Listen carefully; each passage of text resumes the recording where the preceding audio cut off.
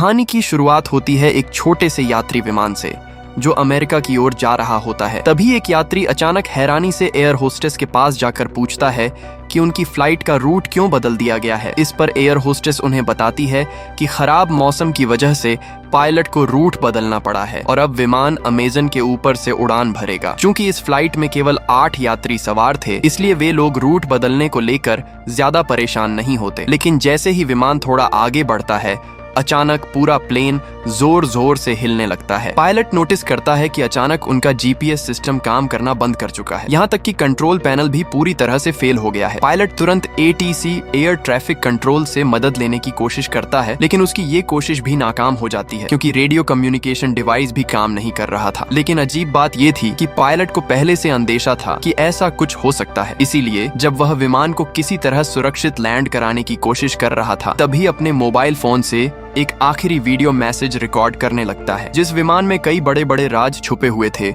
उसे देखकर पायलट को पहले ही अंदाजा लगा लेना चाहिए था कि कोई बड़ी दुर्घटना हो सकती है। अब विमान और नीचे आने लगता है और सीधा जंगल की ओर गिरने लगता है। पायलट किसी तरह पहाड़ियों से टकराने से बचाता है और पेड़ों की डालियों का इस्तेमाल करके विमान की रफ्तार कम करने की कोशिश करता है ताकि क्रैश का झटका थोड़ा कम हो। कुछ किलोमीटर आगे बढ़ने के बाद आखिरकार विमान रुक जाता है। प्लेन में मौजूद 8 यात्री इस हादसे में सुरक्षित रहते हैं, लेकिन जो फ्लाइट अटेंडेंट ने सीट बेल्ट नहीं पहना था, वह टक्कर लगने की वजह से मौके पर ही मौत के घाट उतर जाती है। अब यात्री डर कर आपस में चर्चा करने लगते हैं कि उन्हें आगे क्या करना चाहिए। उन्हें यकीन हो जाता है कि फ्लाइट अटेंडेंट के अलावा किसी और को कोई गंभीर चोट नहीं लगी। तभी 2 यात्री जल्दी से कॉकपिट की ओर दौड़ते हैं पायलट की हालत देखने के लिए। वहां पहुंचकर वे देखते हैं कि कुछ पेड़ों की डालियां पायलट की छाती में घुस चुकी हैं, लेकिन फिर भी वह जिंदा है। वे पायलट को धीरे धीरे सीट से हटाने की कोशिश करते हैं ताकि वह ठीक से सांस ले सके। उसी समय अचानक विमान के बाहर से आग लगने की आवाज आती है। ये सुनते ही सभी यात्री फौरन प्लेन से बाहर निकल जाते हैं और आग बुझाने की कोशिश करने लगते हैं, क्योंकि अगर पूरा विमान जलकर खाक हो जाता तो बचाव दल के आने तक वे लोग रहेंगे कहां। कुछ समय बाद जब हालात थोड़े शांत हो जाते हैं, तब सभी 8 यात्री एक साथ बैठकर अपनी स्थिति को समझने की कोशिश करने लगते हैं। वे सोचते हैं कि पायलट द्वारा रूट बदलने के बाद आखिर वे अमेजन के किस गहरे इलाके में आ पहुंचे हैं। यहाँ किसी के मोबाइल में सिग्नल नहीं आ रहा था। मतलब इस घने जंगल में सैटेलाइट फोन के अलावा किसी भी तरह बाहर की दुनिया से संपर्क करना या मदद मांगना संभव नहीं था। ये जंगल सैकड़ों मील तक फैला हुआ था, इसीलिए पैदल बाहर निकलने का सवाल ही नहीं उठता। ऊपर से बाहर कोई जानता भी नहीं था कि वे यहाँ जंगल में फंसे हुए हैं, इसलिए उनकी मदद के लिए कोई आएगा भी नहीं। यहीं एक यात्री जिसका नाम जैक था सबको सुझाव देता है कि सबसे पहले उन्हें एक दूसरे का परिचय लेना चाहिए ताकि सब एक दूसरे को जानने के बाद मिलकर यह तय कर सकें कि सबसे पहले क्या करना चाहिए। जैक अपनी पहचान बताते हुए कहता है कि वह एक इंश्योरेंस कंपनी में इन्वेस्टिगेटिव ऑफिसर है। उसका काम होता है यह देखना कि लोग इंश्योरेंस के नाम पर धोखाधड़ी न कर सकें। वह अभी एक केस खत्म करके अमेरिका लौट रहा था। इसके बाद एक और यात्री अपना नाम बताता है, केविन। वह पेशे से एक डॉक्टर है। केविन कहता है कि कई साल तक डॉक्टर की प्रैक्टिस करने के बाद उसने अब मेडिकल इक्विपमेंट का बिजनेस शुरू किया है। इसी वजह से वह इस फ्लाइट से अमेरिका लौट रहा था ताकि अपनी नई कंपनी के लिए डील को अंतिम रूप दे सके। डॉक्टर केविन पायलट को देखकर तुरंत समझ जाता है कि उसके वोकल कॉर्ड्स में गंभीर चोट आई है, इसलिए वह बोल नहीं पा रहा है। लेकिन पायलट ही यहाँ का इकलौता व्यक्ति है जो उन्हें इस खतरनाक जगह से बाहर निकाल सकता है, इसलिए उन्हें किसी भी हाल में पायलट को जिंदा रखना होगा। तीसरी यात्री एक लड़की थी जिसका नाम क्रिस्टिन था। वह बताती है कि वह अलग अलग देशों की यात्रा करती है और अपनी ट्रैवल वीडियो सोशल मीडिया पर पोस्ट करती है। इस बार भी वह घूमने के लिए दूसरे देश गई थी, लेकिन जब उसके अतीत के बारे में पूछा जाता है तो वह चुप हो जाती है और कुछ नहीं बताती। चौथा यात्री था कार्लोस, जो एक रेसलर है और मूल रूप से मेक्सिको का रहने वाला है। वह अब एक फाइटिंग प्रतियोगिता में हिस्सा लेने के लिए इस फ्लाइट से अमेरिका जा रहा था। इसके बाद हम एक युवा जोड़े से मिलते हैं, डॉन और एमी। वे बताते हैं कि हाल ही में उनकी शादी हुई है और वे अपने हनीमून पर निकले हैं। आखिर में आते हैं एक मध्यम उम्र का दंपत्ति, डेविड और लिसा। वे बताते हैं कि वे अमेरिका के एक छोटे से शहर में एक होटल चलाते हैं, लेकिन अब डेविड की हार्ट सर्जरी के लिए बाहर जा रहे हैं। इस तरह सभी 8 यात्री एक दूसरे के बारे में मोटे तौर पर जान लेते हैं, लेकिन उनके साथ एक और व्यक्ति था, आहत पायलट, जो अब इतनी बुरी हालत में था कि कुछ भी बोलने की स्थिति में नहीं था। तब जैक सबकी ओर देखते हुए कहता है कि सबसे पहले उन्हें विमान में मौजूद सारा खाना और पानी इकट्ठा करके उसे राशन की तरह बांट लेना चाहिए, ताकि वे समझ सकें कि यहाँ वे कितने दिन तक जिंदा रह सकते हैं। जब वे विमान की जांच करते हैं तो पता चलता है कि प्लेन में मौजूद खाना और पानी ज्यादा से ज्यादा 3 दिन तक ही चल पाएगा। इसके बाद जैक कहता है कि चूंकि इस घने जंगल में किसी भी समय बारिश या तूफान आ सकता है, इसलिए उन्हें प्लेन के अंदर ही रहने की तैयारी रखनी होगी। इस वजह से वे मृत फ्लाइट अटेंडेंट के शरीर को विमान के बाहर थोड़ी दूर ले जाकर रख देते हैं, ताकि विमान के अंदर सभी के लिए जगह बनी रहे। अब छोटे छोटे जरूरी काम पूरे करने के बाद वे सोचने लगते हैं कि आखिर यहाँ से बाहर निकलने की योजना कैसे बनाई जाए। तब जैक और बाकी लोग घायल पायलट के पास जाते हैं और उससे जानने की कोशिश करते हैं कि क्या इस विमान में कोई सैटेलाइट फोन मौजूद है जिससे वे बाहर किसी से मदद मांग सकें। इसके अलावा जैक पायलट से यह भी पूछना चाहता है कि आखिर विमान अपनी मुख्य उड़ान मार्ग छोड़कर यहाँ इस घने जंगल में कैसे आ गिरा, जबकि मौसम में कोई खराबी भी नहीं थी। फिर भी प्लेन क्रैश क्यों हो गया? पायलट कुछ कहने की कोशिश करता है। ऐसा लगता है कि वह कोई बड़ा राज जानता है, लेकिन उसके वोकल कॉर्ड्स बुरी तरह से चोटिल होने की वजह से वह कुछ भी बोल नहीं पाता। तभी जैक केविन की ओर मुड़कर कहता है कि चूंकि वह एक डॉक्टर है, इसलिए उसे पायलट का इलाज करना चाहिए। लेकिन केविन तुरंत इसे मना कर देता है। वह कहता है कि पायलट की जान बचाने के लिए सर्जरी करनी पड़ेगी और उसके पास यहाँ सर्जरी के उपकरण या दवाइयाँ कुछ भी नहीं है। अगर इस हालत में बिना तैयारी के सर्जरी की गई तो पायलट की मौत जल्दी हो सकती है। आखिरकार सब लोग फैसला करते हैं कि उन्हें पायलट के होश में आने और उसकी सेहत कुछ ठीक होने का इंतजार करना होगा। उसके बाद ही आगे की कोई योजना बनाई जा सकती है। थोड़ी देर बाद लिसा विमान से खाना लाकर सबके बीच बराबर बराबर बांट देती है। खाना खाने के बाद सभी के मन में एक नई उम्मीद जागती है और वे यहाँ से बाहर निकलने के बारे में सोचने लगते हैं। तभी क्रिस्टी पास के एक पहाड़ की ओर इशारा करते हुए कहती है, कौन जानता है, अगर हम उस पहाड़ पर चढ़ें तो शायद वहाँ मोबाइल नेटवर्क मिल जाए। इसलिए वह सुझाव देती है कि उन्हें वहाँ जाकर कोशिश करनी चाहिए। लेकिन तब तक शाम हो चुकी थी, इसलिए सभी लोग तय करते हैं कि वे अगली सुबह पहाड़ पर चढ़ने की कोशिश करेंगे। इसी बीच अचानक पायलट की हालत और भी ज्यादा बिगड़ने लगती है। यहाँ केविन, जो डॉक्टर होने के बावजूद अब तक कुछ नहीं कर रहा था, कहता है कि अगर कुछ नहीं किया गया तो पायलट वैसे भी मर जाएगा। इसलिए वह तय करता है कि चाहे जोखिम हो, लेकिन उसे अभी सर्जरी करनी ही पड़ेगी। वह कहता है वो बचेगा या नहीं ये उसके नसीब पर निर्भर करेगा। केविन की बात सुनकर बाकी यात्री विमान से जो भी सामान सर्जरी में मदद कर सकता था उसे इकट्ठा करने लगते हैं। वे सब्जी काटने का छोटा चाकू, अल्कोहल और कुछ अन्य जरूरी चीजें ढूंढ लाते हैं। अब डॉक्टर केविन बिना एनेस्थीसिया के सर्जरी शुरू करता है। पायलट दर्द से तड़पने लगता है, लेकिन सौभाग्य से सर्जरी उम्मीद से कहीं बेहतर होती है। केविन कहता है कि अगर पायलट आज रात आराम करेगा तो सुबह तक उसकी हालत में काफी सुधार हो जाएगा। लेकिन किसी को अंदाजा भी नहीं था कि आने वाली रात उनके लिए क्या लेकर आएगी। रात में जब सभी विमान के बाहर सो रहे होते हैं, तभी एक नकाब पोश शख्स चुपके से आता है और घायल पायलट का मुंह दबाकर उसका दम घोंट देता है। सुबह जब सभी यात्री जागते हैं और पायलट को मृत अवस्था में देखते हैं तो वे सदमे में पड़ जाते हैं, क्योंकि कल रात की सर्जरी के बाद पायलट की हालत काफी बेहतर हो गई थी और उसने वादा किया था कि वह उन्हें कुछ अहम राज बताएगा। डॉक्टर केविन कहता है उसके शरीर में कोई इन्फेक्शन नहीं था, तो फिर पायलट की मौत कैसे हो गई? सभी लोग आपस में चर्चा करने लगते हैं कि पिछली रात किसी को पायलट की देखभाल करनी चाहिए थी, मगर अब कुछ नहीं किया जा सकता था। वे मान लेते हैं कि शायद चोटों की वजह से ही पायलट की मौत हो गई। वे पायलट के शव को मृत फ्लाइट अटेंडेंट के शव के पास एक पेड़ के नीचे रख देते हैं, ताकि अगर कभी रेस्क्यू टीम आती है तो वे दोनों के शव परिवारों तक पहुंचा सकें। लेकिन कोई ध्यान नहीं देता कि पायलट की जेब से उसका फोन गिर गया है। इसे डैनी चुपके से उठा लेता है। जब एमी, डैनी की पत्नी, उससे इस बारे में पूछती है तो डैनी उसे और बाकी सबको यह बात किसी से भी न कहने की चेतावनी देता है, क्योंकि अब डैनी को किसी पर भी भरोसा नहीं रहा। बाद में डैनी अकेले पायलट के शव के पास जाता है और उसकी उंगली काट लेता है, ताकि वह इस फोन को फिंगरप्रिंट से अनलॉक कर सके। इस बीच मध्यम आयु की जोड़ी डेविड और लिसा आपस में बात करते हैं। लिसा डेविड से कहती है कि उसे नहीं लगता कि पायलट की मौत स्वाभाविक थी। लिसा बताती है कि वह पहले एक नर्स रह चुकी है और उसने एक बार अस्पताल में एक मरीज को दम घुटने से मरते हुए देखा था। पायलट के काले पड़े चेहरे को देखकर लिसा को यकीन हो जाता है कि किसी ने जानबूझकर उसका दम घोंटकर उसे मार दिया है। लेकिन वह यह बात सबके सामने नहीं बताती, क्योंकि साफ है कि यात्रियों में से ही कोई एक हत्यारा है। डेविड चौंक कर पूछता है, यात्रियों में से कोई पायलट को क्यों मारेगा? लिसा कहती है, हमें यह बात जल्द से जल्द पता लगानी होगी। अब हमें बहुत सतर्क रहना होगा और खुद के अलावा किसी पर भी भरोसा नहीं करना चाहिए। लिसा जैसे ही यह कहती है, उसे एहसास होता है कि कोई उनकी बातें सुन रहा है, इसलिए वह तुरंत बातचीत को यहीं समाप्त कर देती है। उधर ट्रैवलर क्रिस्टी एमी के पास आती है और कहती है, मुझे पता है तुम और डैनी हनीमून पर नहीं जा रहे हो। यह सुनकर एमी डर जाती है और सच्चाई उगल देती है। एमी धीरे धीरे सबके सामने सच कबूल कर लेती है। वह कहती है कि वह असल में एक अमीर बिजनेसमैन की बेटी है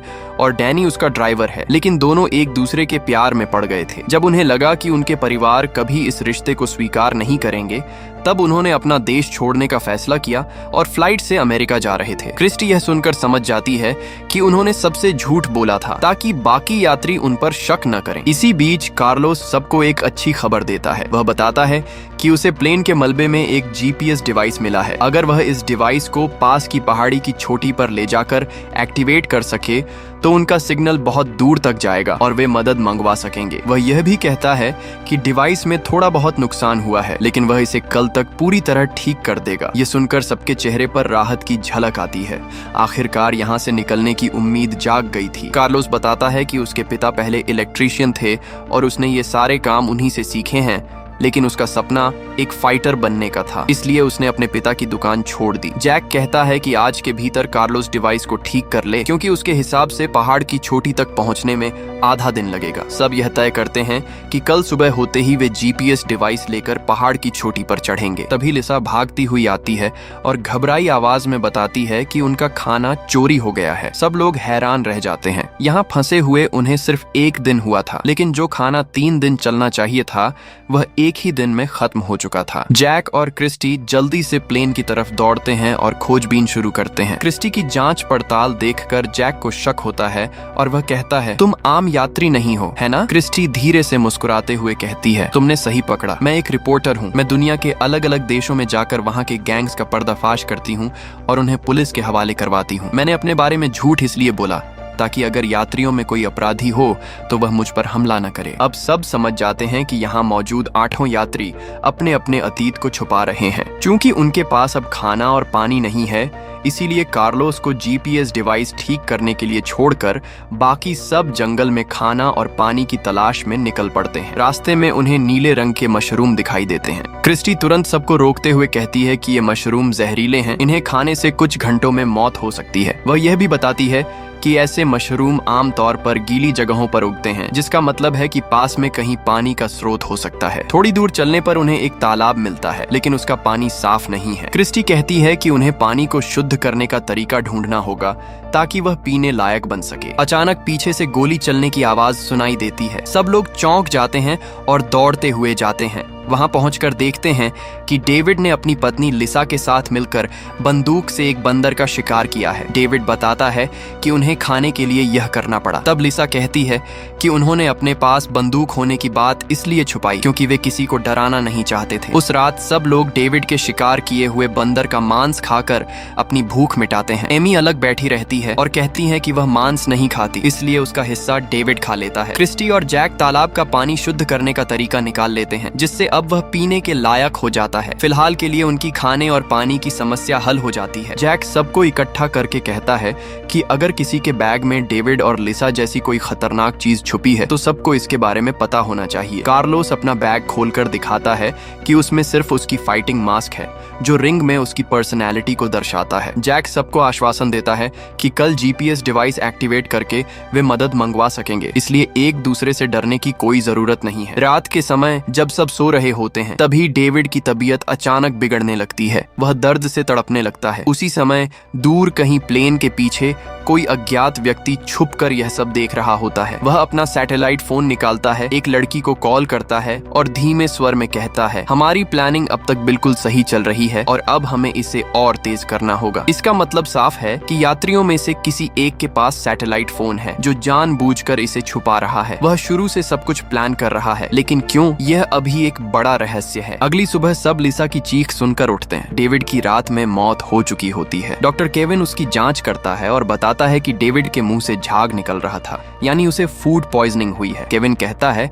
कि संभवतः किसी ने जहरीले मशरूम उसके खाने में मिला दिए थे। ये सुनते ही लिसा गुस्से में सब पर चिल्लाने लगती है। वह कहती है, तुम में से कोई हमें एक एक करके मार रहा है। लिसा बताती है कि उसने कल डेविड से कहा था कि उसे शक है किसी ने जानबूझकर कैप्टन को भी मारा है, लेकिन उसने उस समय किसी से कुछ नहीं कहा ताकि यात्री आपस में ना लड़े। उसे यह भी याद आता है कि जब वह डेविड को यह बता रही थी तब उसे एहसास हुआ कि कोई पीछे खड़ा उनकी बात सुन रहा है। शायद उसी ने डेविड को मारने की साजिश रची। कल जब जंगल में उन्हें जहरीले मशरूम मिले थे तो उनमें से कोई चुपके से वे मशरूम उठा लाया और रात में डेविड के खाने में मिला दिए। इसके अलावा डेविड ने कल एमी का हिस्सा भी खाया था, यानी हो सकता है कि एमी के खाने में भी जहर हो। यह सुनकर सबके बीच दहशत फैल जाती है, क्योंकि अगर उनमें से कोई कातिल है तो सबकी जान खतरे में है। अब उन्हें यह भी समझ आ जाता है कि उनका प्लेन जंगल में यूं ही क्रैश नहीं हुआ था। एक के बाद एक हो रही मौतें साबित करती हैं कि यह कोई हादसा नहीं बल्कि एक सोची समझी साजिश है। यात्री अब एक दूसरे पर भरोसा नहीं कर पा रहे। डैनी अपनी पत्नी एमी को पायलट का फोन दिखाता है जो उसने पहले ही छुपा लिया था। उस फोन में पायलट की आखिरी वीडियो रिकॉर्डिंग होती है जिसमें पायलट खुद कहता है कि प्लेन में एक बहुत बड़ा राज छुपा है और इसे जानबूझकर क्रैश कराया गया है। डैनी और एमी वह वीडियो बाकी सबको भी दिखाते हैं। अब सबको यकीन हो जाता है कि यहाँ कोई बड़ा खतरा छुपा है और डेविड और कैप्टन की मौतें कोई दुर्घटना नहीं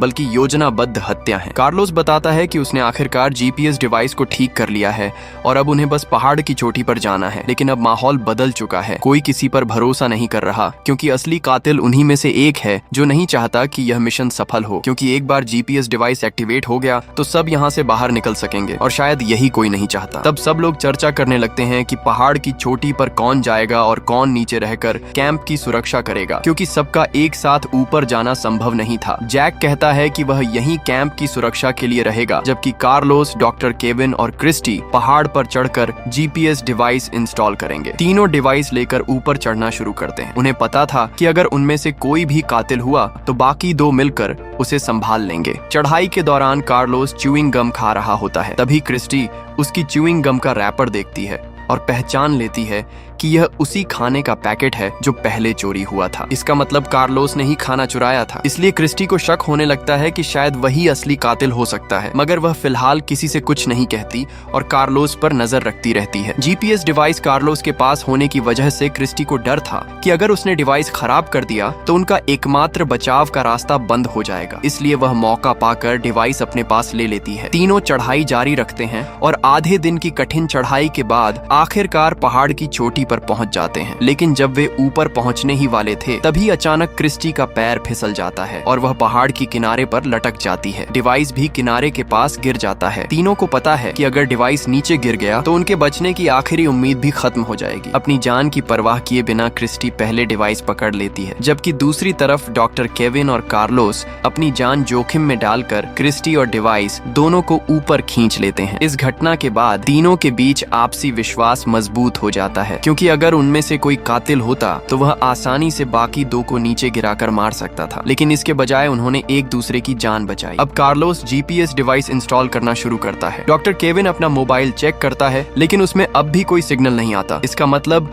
अब उनकी सारी उम्मीद सिर्फ जीपीएस सिग्नल पर टिकी है। कुछ देर बाद कार्लोस बाकी दोनों को बताता है कि उसने डिवाइस चालू कर दिया है और अगले कुछ घंटों में रेस्क्यू सिग्नल चारों तरफ फैल जाएगा, जिससे कोई न कोई उनकी मदद के लिए आ ही जाएगा। शाम ढलने लगती है और तीनों कैंप की ओर वापस लौटना शुरू करते हैं। नीचे मौजूद बाकी लोग एक दूसरे पर भरोसा नहीं कर पा रहे होते। लिसा अपनी बंदूक छोड़कर जैक को दूर रहने को कहती है, क्योंकि अपने पति की मौत के बाद वह किसी पर भी भरोसा नहीं कर पा रही। दूसरी तरफ डैनी अपनी पत्नी एमी से नाराज हो जाता है और उसे किसी से बात करने से मना कर देता है। अब से वह सब कुछ खुद संभालना चाहता है। एमी को डैनी पर शक होने लगता है। वह सोचती है कि शायद अपने ड्राइवर के साथ भागकर उसने बहुत बड़ी गलती कर दी है, क्योंकि वह डैनी के अतीत के बारे में कुछ नहीं जानती थी। वह बस अंधे प्यार में उस पर भरोसा कर बैठी और उसके साथ यहाँ तक आ गई। अब इस सुनसान जंगल में लोग एक एक करके मर रहे हैं। डैनी एमी की बातें सुनकर गुस्से में चिल्लाता है, अगर मैं नहीं होता तो तुम अब तक मर चुकी होती। एमी डैनी के इस रूप को देखकर डर जाती है, क्योंकि उसने उसे पहले कभी इस तरह नहीं देखा था। वह अब डैनी के साथ भागने के फैसले पर पछताने लगती है। इसी बीच चारों लोग एक दूसरे को शक की निगाह से देखते रहते हैं। थोड़ी देर बाद ऊपर से तीनों वापस आते हैं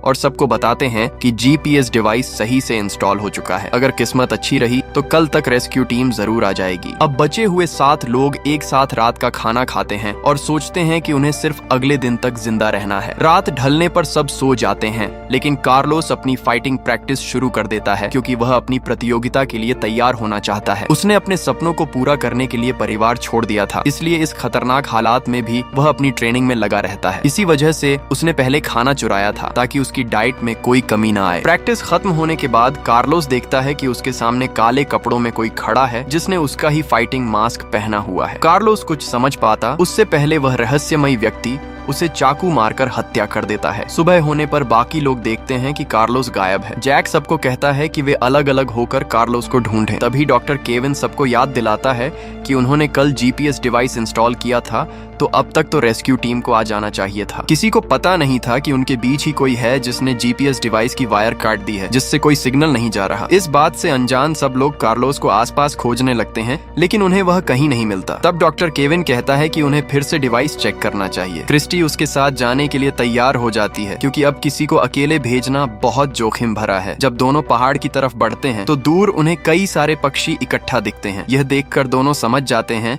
कि वहाँ कुछ हुआ है। वे पहाड़ की चोटी की तरफ न जाकर उस दिशा में चल पड़ते हैं। वहाँ पहुंचकर वे देखते हैं कि कार्लोस की लाश खून से लथपथ पड़ी है। यहाँ से कहानी आगे बढ़ती है। पिछली रात किसी अज्ञात व्यक्ति ने कार्ल्स की हत्या कर उसके शव को वहीं फेंक दिया था। इसके बाद डॉक्टर केविन और क्रिस्टी कैंप पर लौट आता है और बाकी सबको बताते हैं कि उन्होंने एक और सदस्य को खो दिया है। यह सुनकर सभी के बीच तनाव बढ़ जाता है और अब हर कोई एमी और डैनी पर शक करने लगता है क्योंकि पिछली रात कार्ल्स के सबसे करीब वही दोनों सो रहे थे। डैनी सबको समझाने की कोशिश करता है कि उसने ऐसा कुछ नहीं किया, लेकिन फिर भी सबके मन में वही सवाल घूमता रहता है। अगर उन्हीं में से कोई एक कातिल है जो एक एक करके सबको मार रहा है, तो उसका मकसद क्या है, वह ऐसा क्यों कर रहा है? तभी लिसा सबको बताती है कि पिछली रात किसी ने उसकी बंदूक से सारी गोलियां चुरा ली और अब उसके पास सिर्फ एक ही गोली बची है जो उसकी जेब में है। ये सुनकर केविन कहता है कि जब उसने डैनी का इलाज किया था तब उसने उसकी पीठ पर एक टैटू देखा था। ऐसा टैटू आम तौर पर गैंग के सदस्य ही बनवाते हैं। केविन का शक और गहराता है और वह सबको बताता है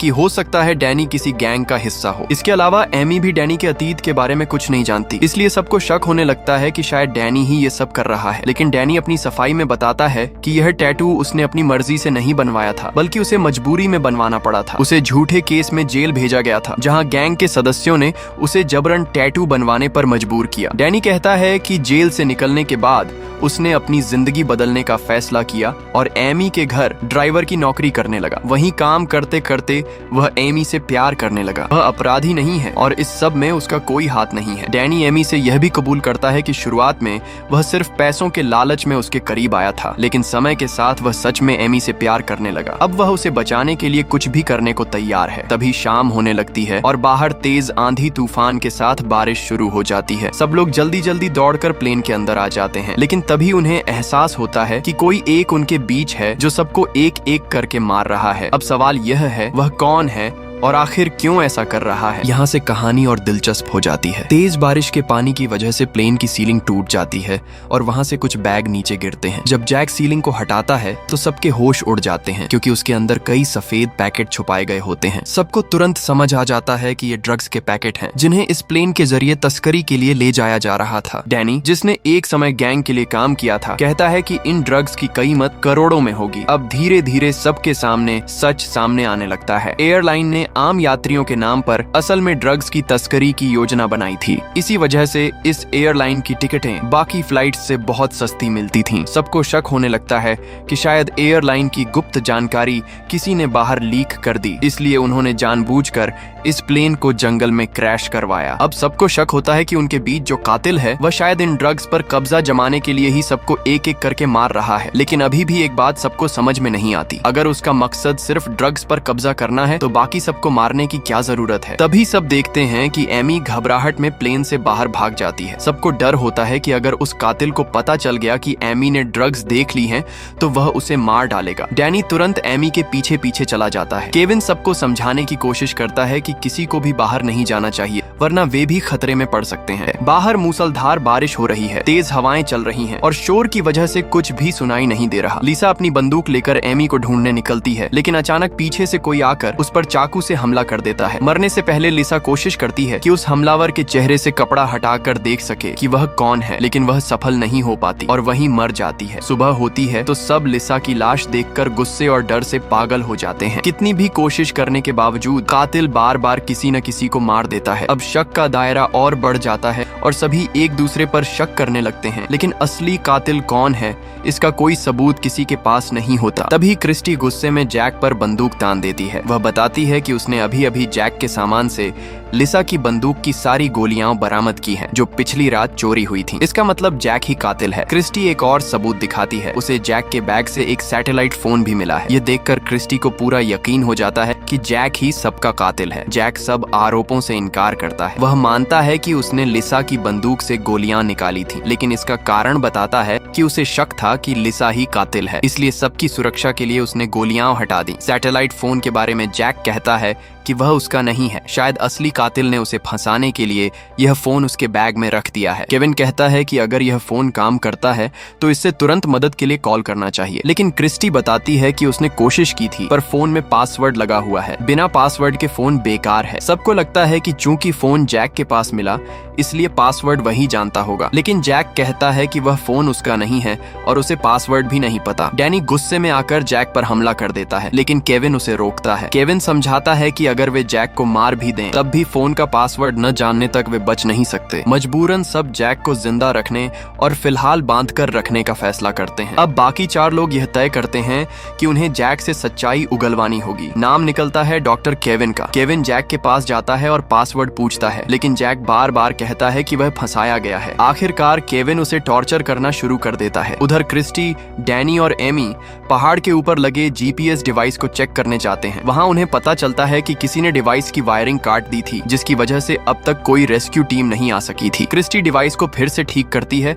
और आखिरकार जीपीएस चालू हो जाता है। अब उनका लोकेशन अमेरिका के कंट्रोल रूम में पहुंच जाता है। उधर पता चलता है कि प्लेन का क्रैश साइट अमेज़न के घने जंगलों में है, जो अमेरिका की सीमा के बाहर है। चूंकि एयरलाइन अमेरिका की रजिस्टर्ड नहीं है, इसलिए अमेरिकी सेना वहां नहीं जा सकती। अब एक सरकारी इन्वेस्टिगेटर क्लेयर एयरलाइन के दफ्तर पहुंचती है और जांच का आदेश देती है। एयरलाइन की मैनेजर कोरा कहती है कि वे जांच कर सकते हैं, लेकिन वहां सिर्फ मैक्सिकन आर्मी ही जा सकती है। यही खुलासा होता है कि इन्वेस्टिगेटर क्लेयर असल में जैक की पत्नी है और जैक वहां एयरलाइन के खिलाफ एक सीक्रेट मिशन पर गया था। इसका मतलब ये है कि जैक कातिल नहीं हो सकता, लेकिन फिलहाल बाकी चारों को इसकी कोई जानकारी नहीं है और वे अब भी जैक पर शक कर रहे हैं। इसी बीच क्रिस्टी अकेले जैक के पास आती है। वह समझ जाती है कि जैक सच कह रहा है। जैक उसे समझाता है कि अगर वह सच में सबको मारना चाहता तो वह सिर्फ गोलियां नहीं बल्कि पूरी बंदूक ही चुरा लेता और सबको आसानी से खत्म कर देता। क्रिस्टी उसे चुपके से आजाद कर देती है और कहती है कि वह दूर चला जाए ताकि बाकी लोग उसे और टॉर्चर न कर सकें। बचे हुए तीनों हैरान हो जाते हैं कि जैक कैसे भाग गया। क्रिस्टी नाटक करती है कि उसे कुछ पता नहीं। डैनी और एमी गुस्सा हो जाते हैं